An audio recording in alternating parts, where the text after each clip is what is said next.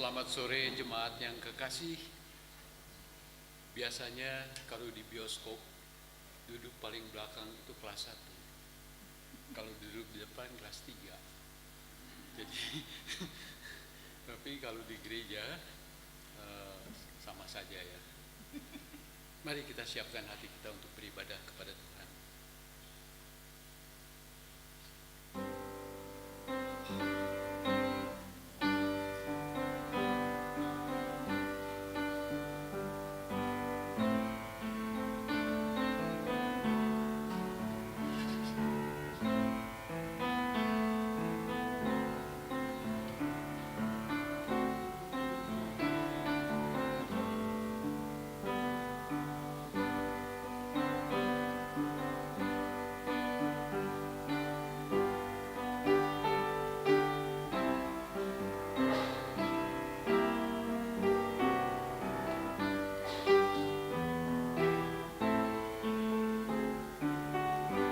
Tak usah ku takut, Allah menjagaku. Tak usah ku bimbang, Yesus peliharaku. Tak usah ku susah, Roh Kudus menghiburku. Tak usah ku cemas, Dia memberkatiku.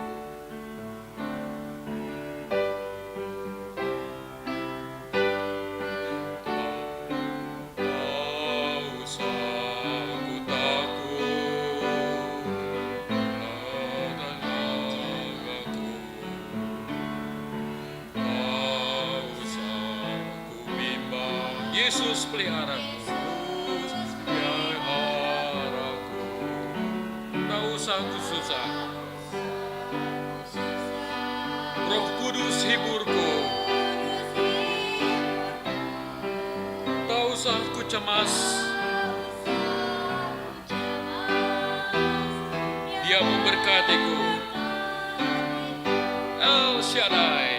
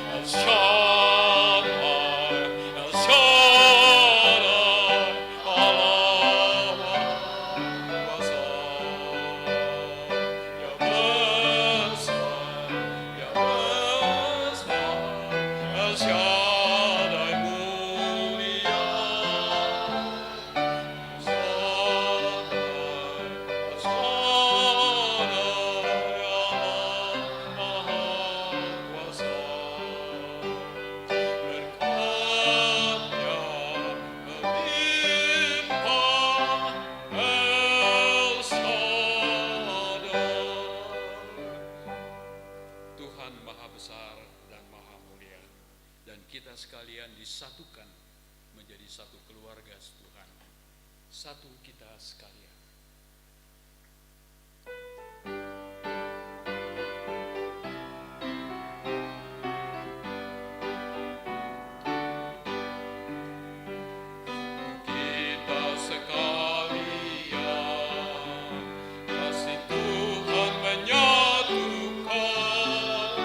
Bersatulah kita dalam Roh Tuhan, satu kita. kita bersalaman satu dengan yang lain.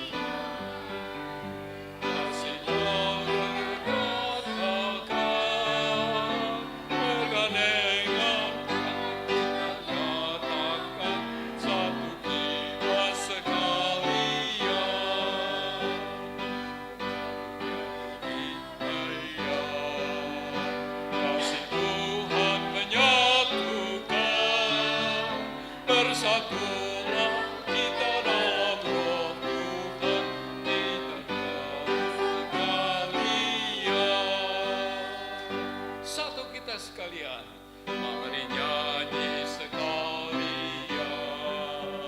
Kasih Tuhan menyatukan, bersatulah kita dalam roh Tuhan, satu kita sekalian. Selamat sore Bapak-bapak, Ibu-ibu dan saudara-saudara sekalian.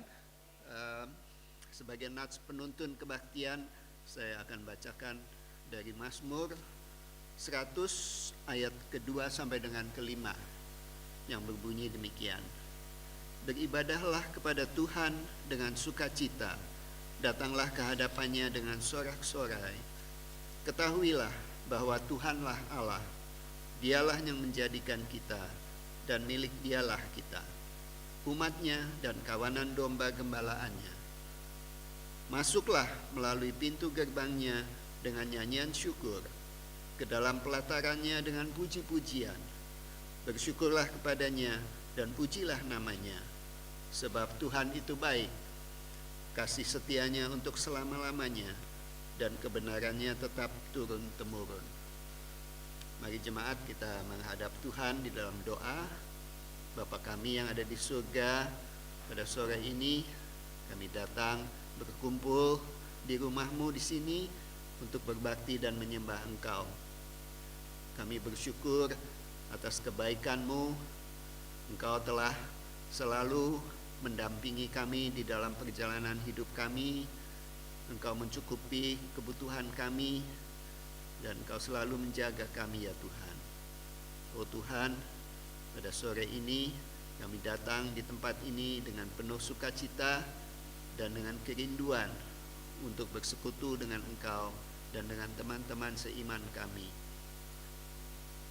Pimpinlah kebaktian ini ya Tuhan, biarlah segala apa yang kami lakukan boleh menyenangkan hati-Mu. Dan pada waktu kami kembali ke rumah kami masing-masing, kami boleh pulang dengan membawa berkat dan sukacita. Kami serahkan semuanya ke dalam pimpinan tangan Tuhan, juga persekutuan fellowship setelah kebaktian nanti. Dalam nama Yesus kami berdoa. Amin. Jemaat tetap berdiri dan kita sambut dengan nyanyian Surya Mulai Terbenam.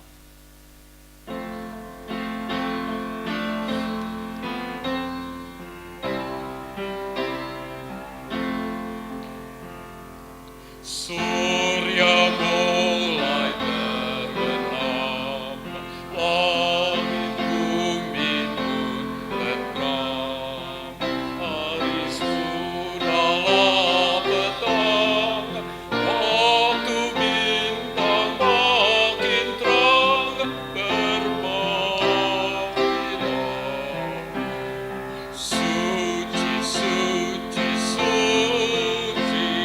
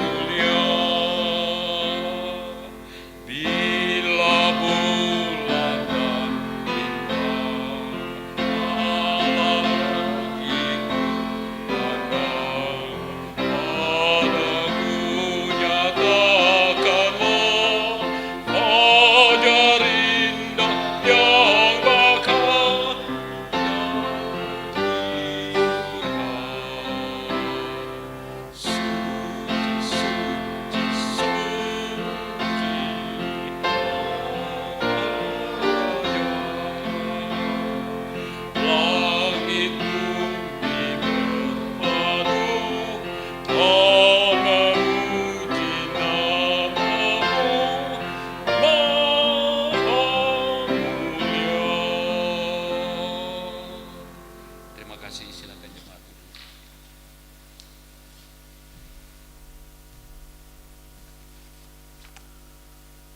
Seluruh majelis menyambut semua jemaat yang berbakti pada hari ini, baik yang ada di sini maupun yang mengikuti secara online.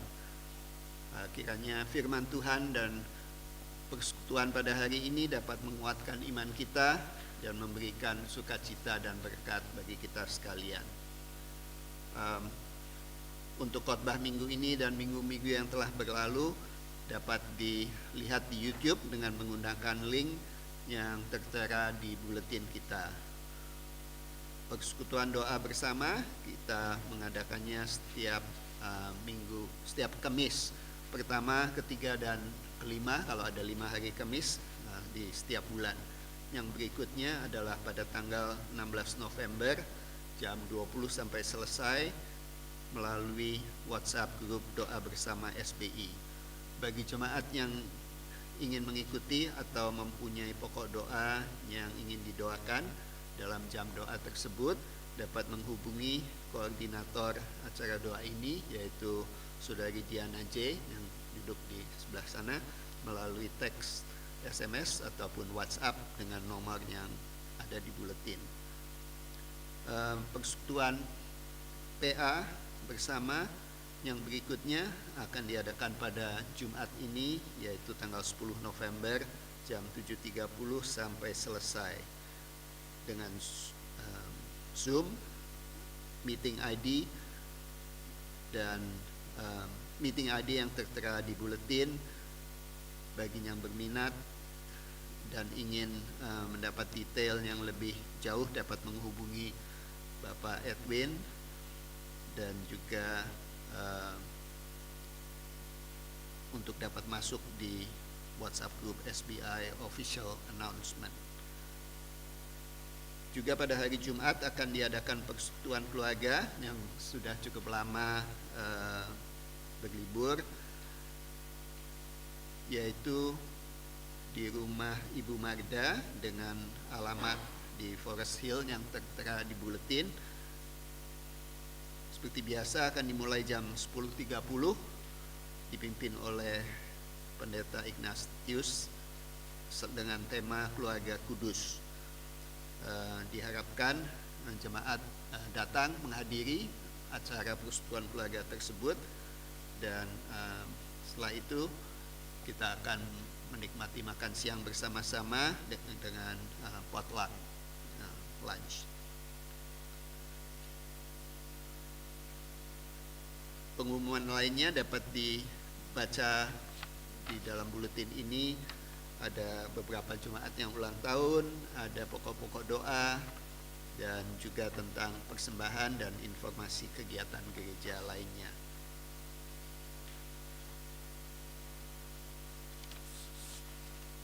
Pada hari ini kami juga menyambut Saudari Felicia dan Saudara Brian yang pernah datang tapi ya sudah lama tidak berjumpa. Selamat datang di kebaktian kita pada sore ini. Baik, kami mengundang jemaat untuk bersama di seluruh gereja di segala abad dan zaman. Mari kita bangkit berdiri dan menyatakan pengakuan iman rasuli kita. Aku percaya kepada Allah, Bapa yang Maha Kuasa, Khalik langit dan bumi, dan kepada Yesus Kristus, Anaknya yang tunggal, Tuhan kita, yang dikandung dari Roh Kudus, lahir dari anak darah Maria, yang menderita sengsara di bawah pemerintahan Pontius Pilatus, disalibkan, mati dan dikuburkan, turun ke dalam kerajaan maut. Pada hari yang ketiga bangkit pula dari antara orang mati, naik ke surga, duduk di sebelah kanan Allah, Bapa yang Maha Kuasa, dan dari sana Ia akan datang untuk menghakimi orang yang hidup dan yang mati. Aku percaya kepada Roh Kudus, gereja yang kudus dan am, persekutuan orang kudus, pengampunan dosa, kebangkitan daging, dan hidup yang kekal. Amin. Silakan duduk kembali. Mari kita masuk ke dalam doa syafaat yang akan dipimpin oleh Pendeta Bagus.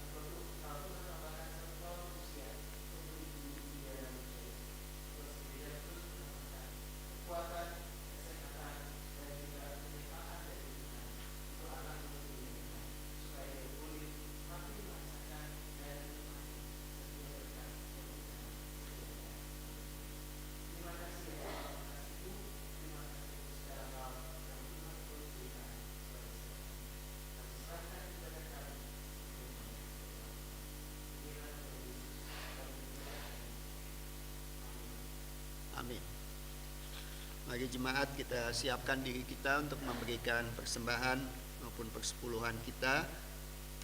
2 Korintus pasal 9 ayat 7 dan 8 berbunyi demikian. Hendaklah masing-masing memberi menurut kerelaan hatinya, jangan dengan sedih hati atau karena paksaan, sebab Allah mengasihi orang yang memberi dengan sukacita. Lagi pula, Allah sanggup melimpahkan segala anugerah kepada kamu, supaya kamu senantiasa berkecukupan di dalam segala sesuatu dan malah berkelebihan di dalam berbagai perbuatan baik.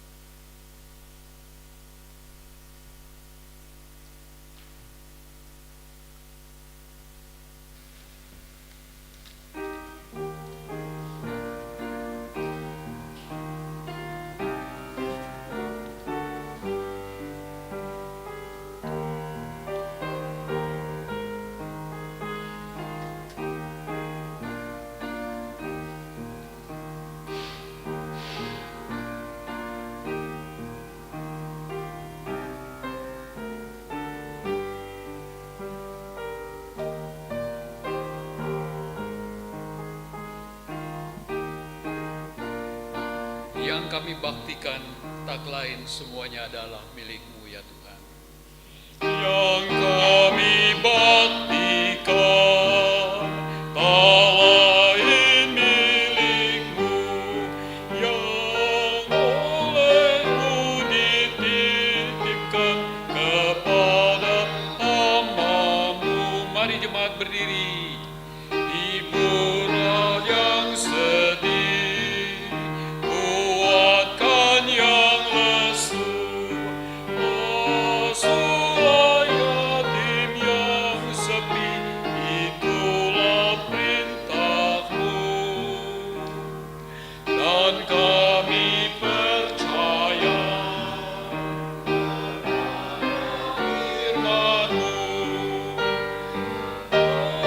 orang yang hina itu pun bagi-Mu.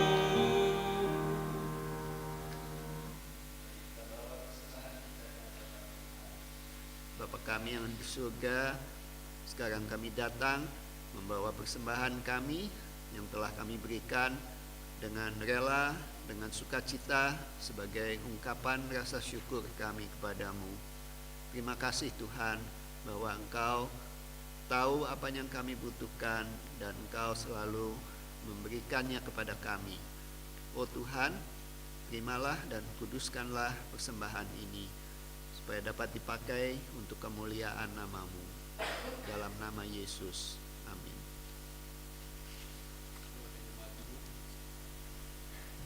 Kita persiapkan hati kita untuk mendengarkan firman Tuhan. Berdoa, berpuasa, dan senantiasa memberikan apa yang Tuhan dapat kita lakukan. Sungguh indah saat kita melakukan hal-hal yang berdekatan dengan Tuhan. Indahlah saat berdoa. Saat berdoa, saat hal itu berdoa, hali kita kudus, waktu kita bersujud di kaki Yesus, dan iman menerima perlindungan Tuhan, jiwa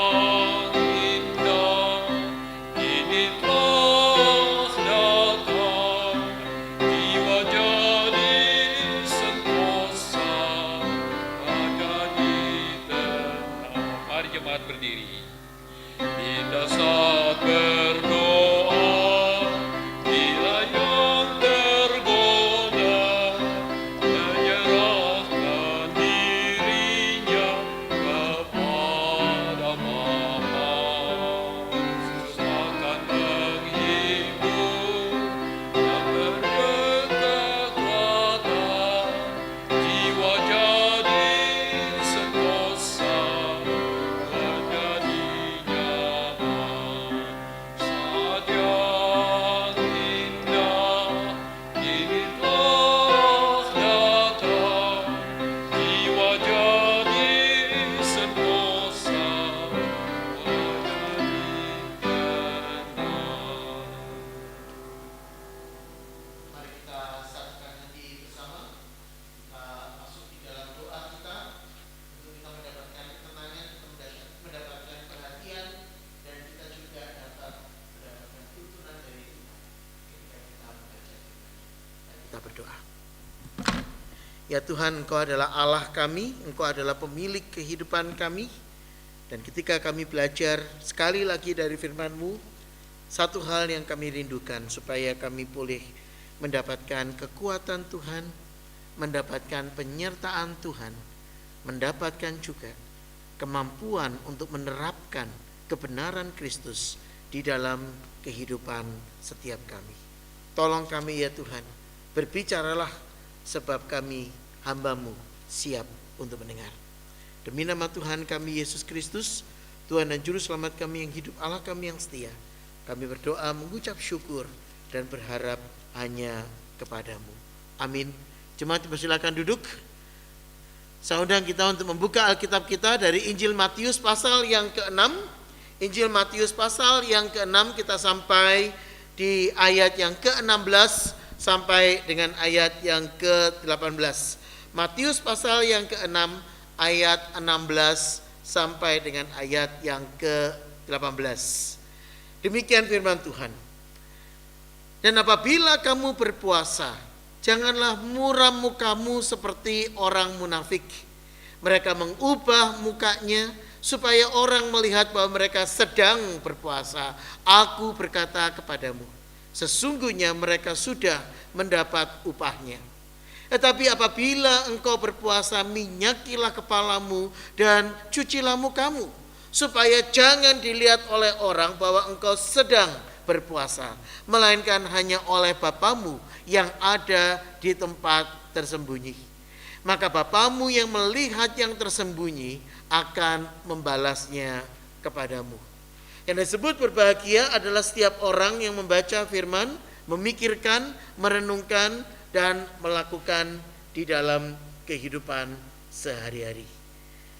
Jemaat yang dikasihi Tuhan, kita sampai di bagian yang ketiga dari serial Give, Fast, and Pray, atau memberi, berpuasa, dan berdoa. Bagian yang ketiga. Ini adalah rangkaian khotbah di bukit ketika Yesus secara khusus melihat dan mempertanyakan tentang mengapa kamu beribadah. Untuk apa kamu beribadah? Apa yang menjadi tujuan kamu beribadah? Saudara-saudara, banyak orang yang datang beribadah karena mereka berpikir yang pertama, ini adalah kewajiban saya. Namanya orang beragama itu harus menjalankan kewajiban agamanya.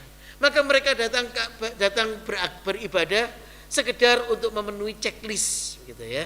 Daftar yang harus dilakukan kalau mereka harus melakukan ibadah.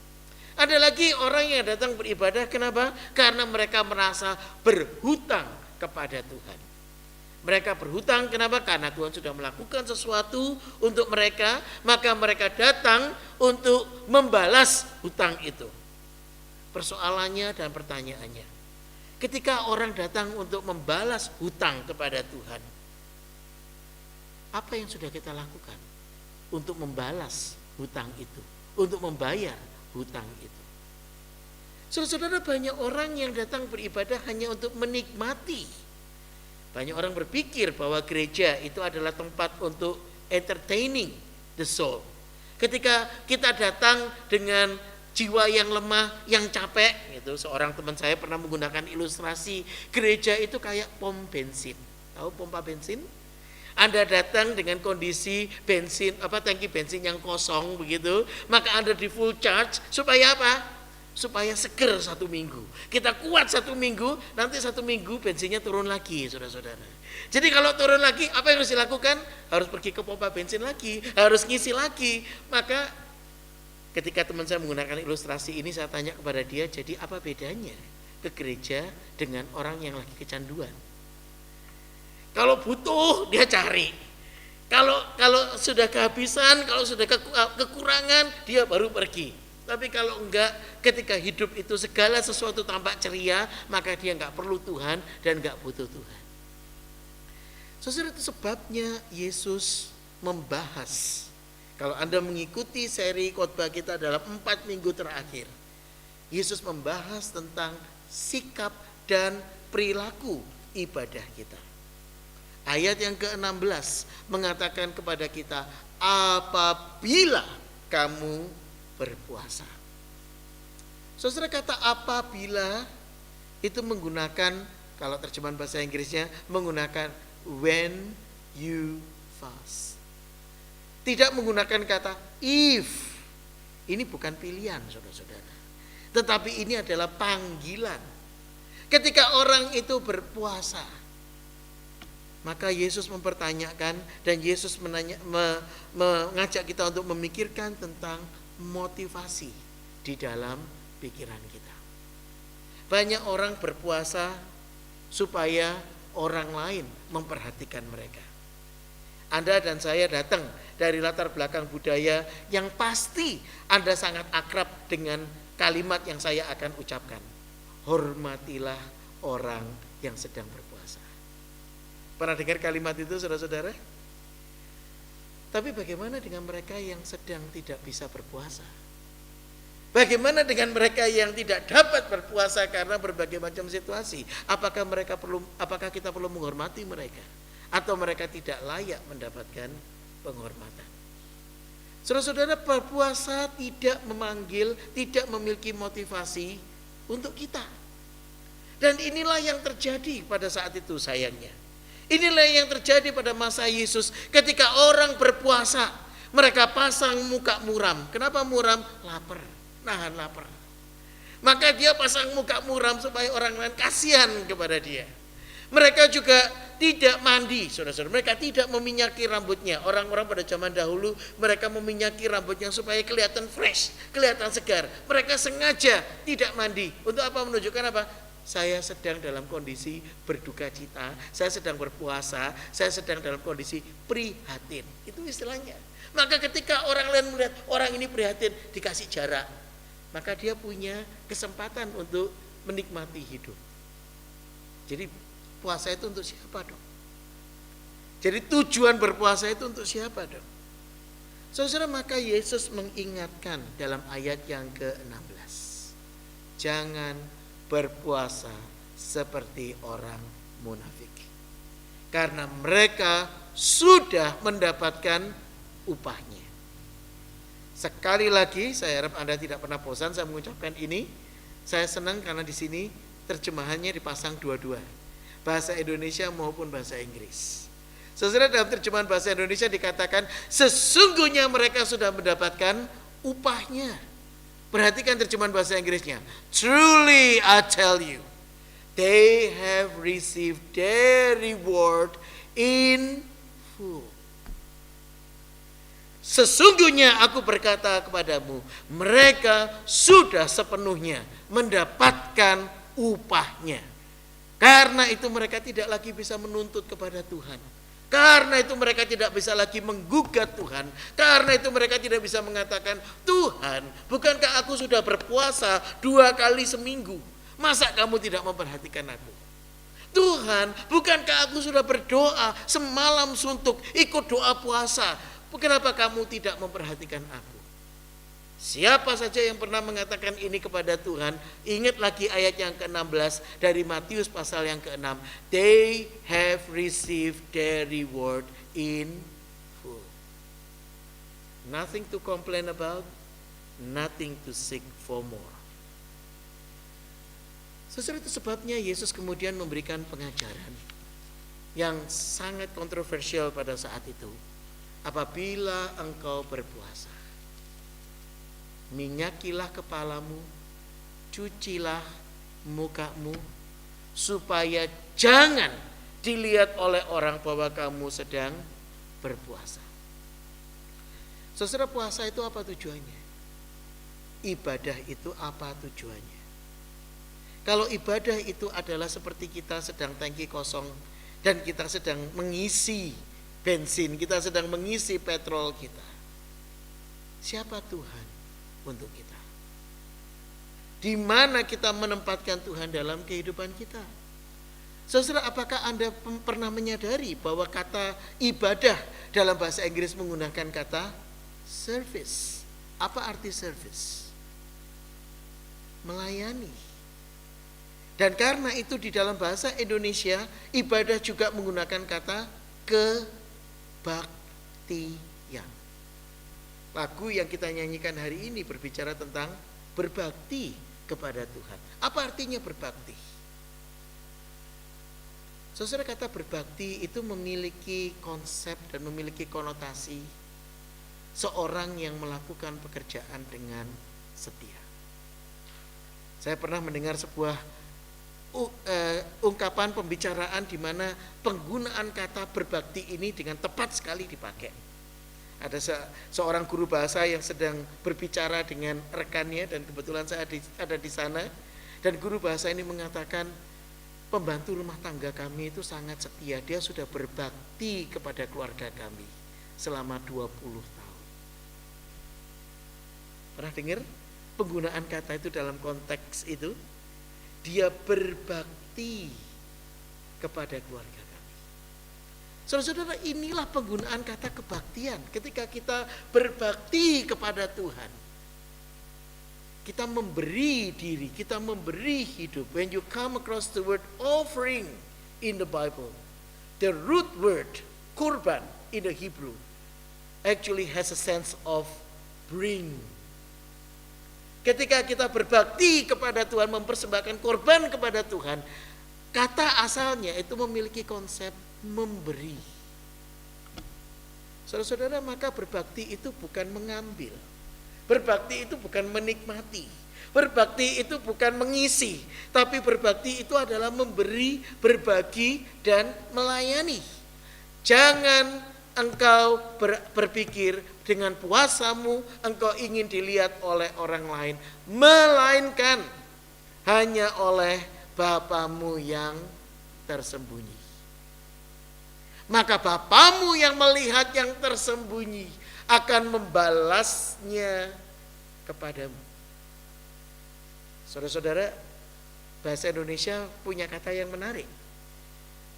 Jangan dilihat oleh orang bahwa engkau sedang berpuasa, melainkan hanya oleh Bapamu yang ada di tempat yang tersembunyi. Maka Bapamu yang melihat yang tersembunyi. Nah, kata tersembunyi yang kedua itu bicara tentang apa? Bicara tentang Bapa atau tentang puasanya? Saudara, ada dua kata tersembunyi di sana. Yang pertama merujuk kepada Allah. Yang kedua merujuk kepada perbuatan kita. Saudara-saudara, dalam lautan bisa diduga. Dalam hati siapa tahu. Itu peribahasa Indonesia kan? Saudara, siapa yang bisa menilai ketulusan hati manusia?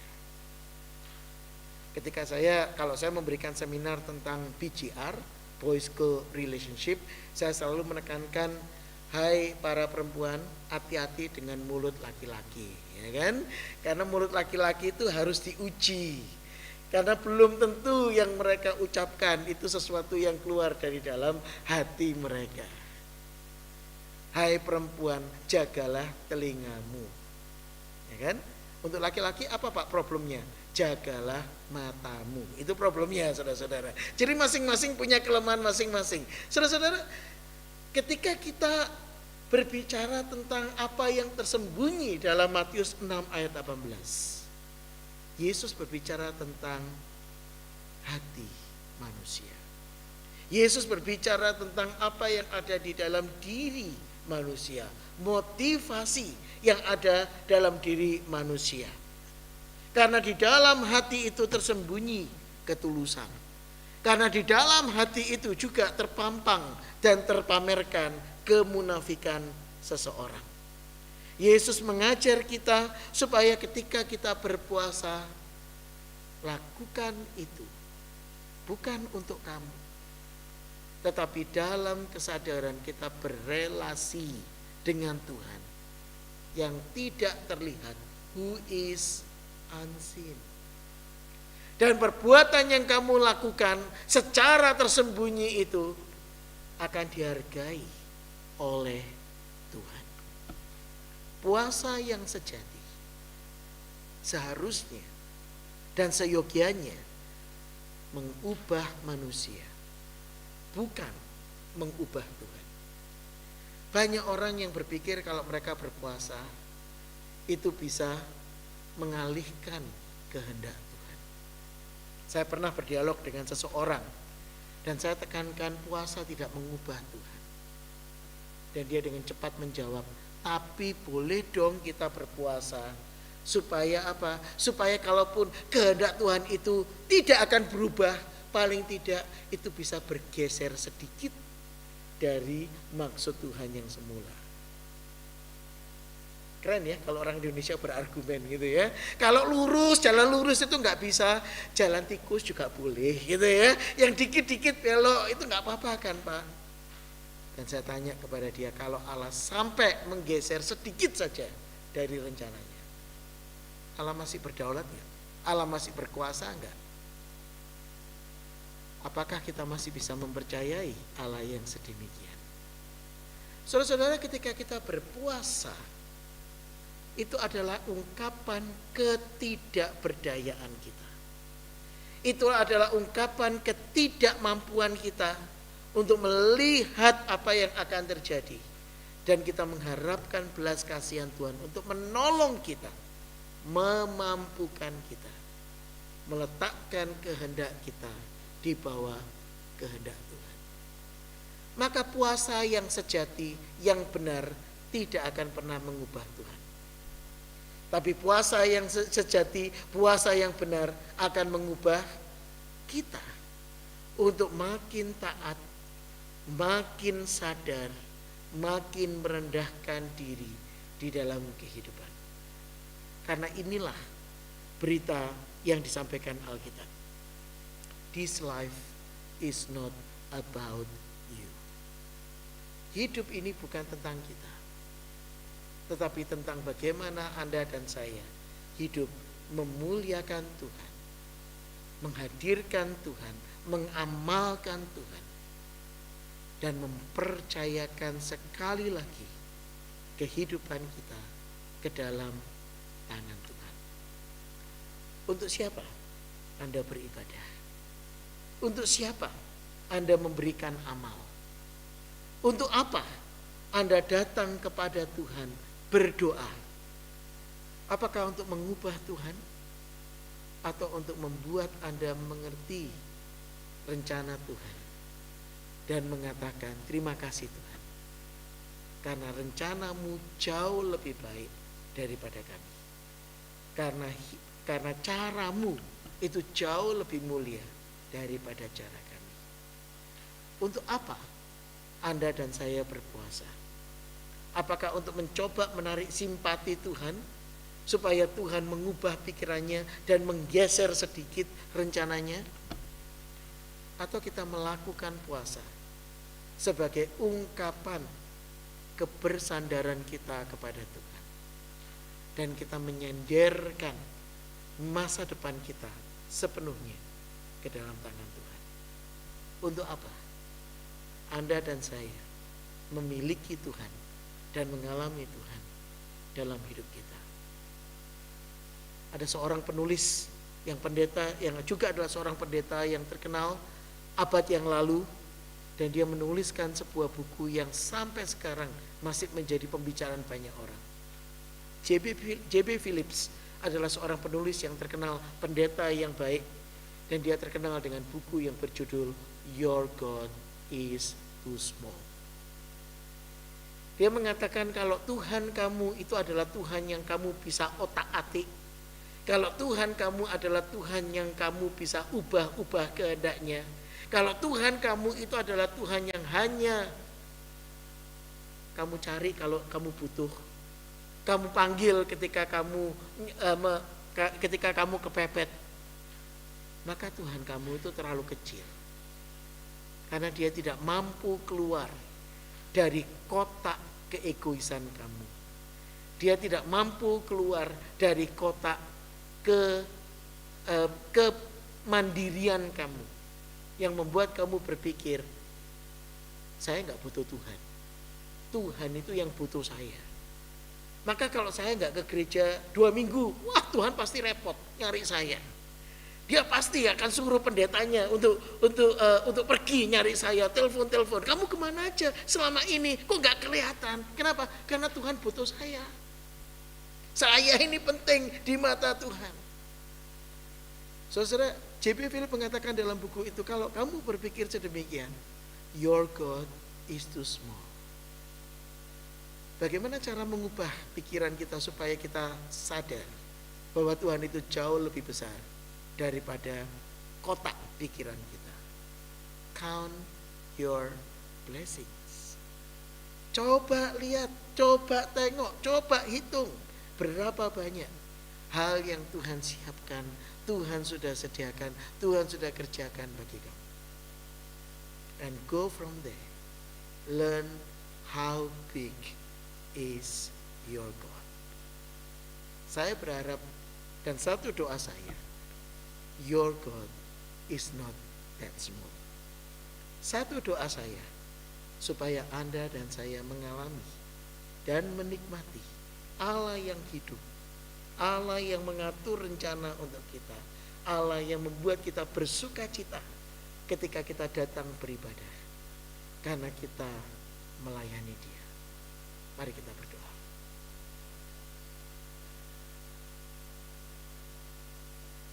Kami menyadari ketika kami sekali lagi belajar dari firman, diperhadapkan kepada kebenaran, dituntun untuk melihat apa yang Tuhan ingin kami lihat. Dan kami mohon ampun ya Tuhan, kalau selama ini kami berpikir bahwa Tuhan melayani kami. Kalau ampuni kami ya Tuhan, kalau selama ini kami menimbang bahwa Tuhan butuh kami. Ampuni kami kalau kami selama ini memikirkan bahwa kehidupan kami adalah sesuatu yang kami harus nikmati, dan segala kehidupan ini harus berpusat kepada kami untuk kepentingan kami. Ampuni kami ya Tuhan. Ajar kami untuk melihat bahwa Engkau jauh lebih besar dari semua ini. Dan ajar kami untuk melihat ketika kami mengenali tentang keselamatan yang dari Tuhan. Itu adalah perubahan pola pikir, perubahan gaya hidup, perubahan cara untuk kami melihat dunia ini. Bukan dengan kacamata kekerdilan, keberdosaan kami, tetapi dari kacamata Tuhan yang mengasihi kami, yang menyediakan sesuai dengan waktumu hal-hal yang dapat memuliakan nama-Mu. Tolong kami ya Tuhan, untuk kami dapat mengenali kehadiran Tuhan, keberadaan Tuhan di dalam kehidupan kami. Demi nama Tuhan kami Yesus Kristus, Tuhan dan Juru Selamat kami yang hidup, Allah kami yang setia, kami serahkan hidup kami ke dalam tangan-Mu. Amin. Kita akan masuk di dalam perjamuan kudus, dan saya mengundang majelis yang bertugas untuk mendampingi dalam perjamuan.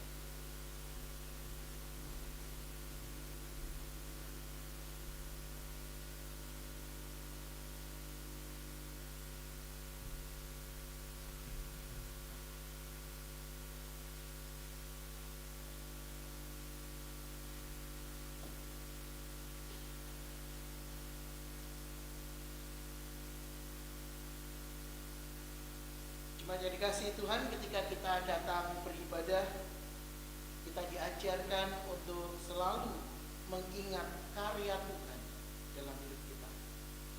Perjamuan kudus adalah salah satu cara yang dipakai oleh Tuhan untuk mengingatkan kita kepada anugerah yang Tuhan berikan kepada kita.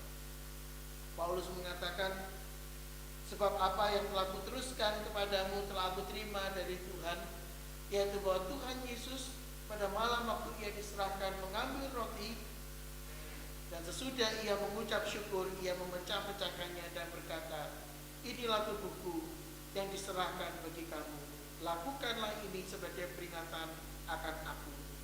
Demikian juga ia mengambil cawan sesudah makan, lalu berkata, cawan ini adalah perjanjian baru yang dimeteraikan dengan darahku.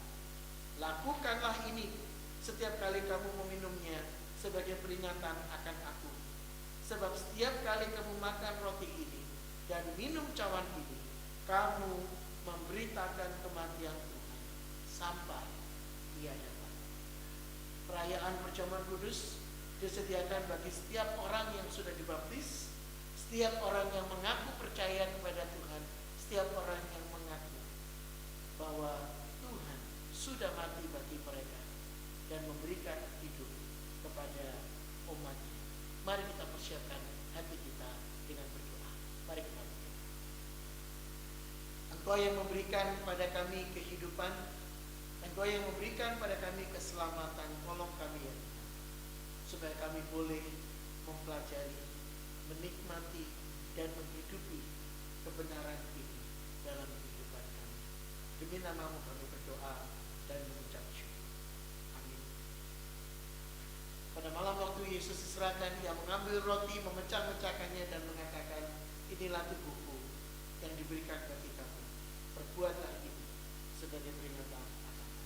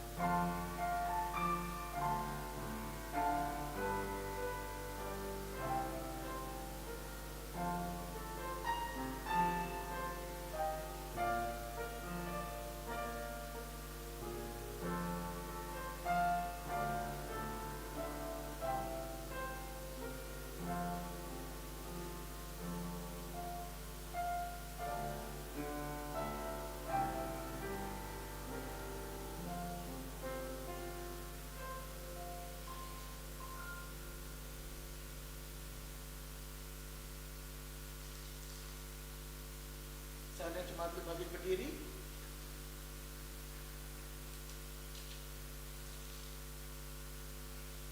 Mari kita angkat roti kita. Mari kita mengingat bahwa Kristus memberikan tubuhnya bagi kita, memampukan dan membuat kita menjadi bagian dari persekutuan keluarga Allah, keluarga yang bersandar kepada Dia. Mari kita makan bersama-sama.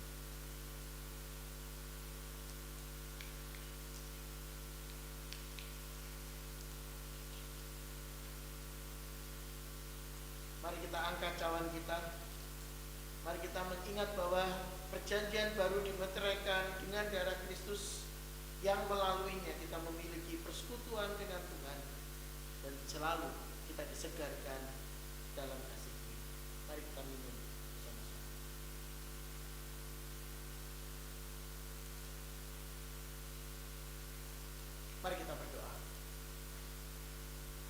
yang memberikan kami kehidupan, Engkau yang juga memberikan kami keselamatan, sukacita dan berkat.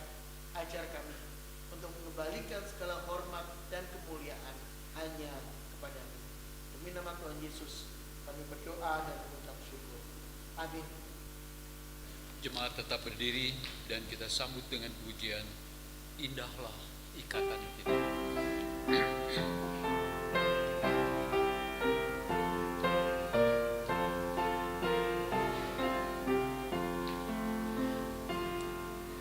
Indahlah ikatan di dalam kasih-Nya, sehati di dalam Tuhan, laksana di surga. Ketika berbakti bersatulah semua, mencurahkan isi hati di muka tahtanya. Beban berat ringan bersama ditanggung, prihatin harap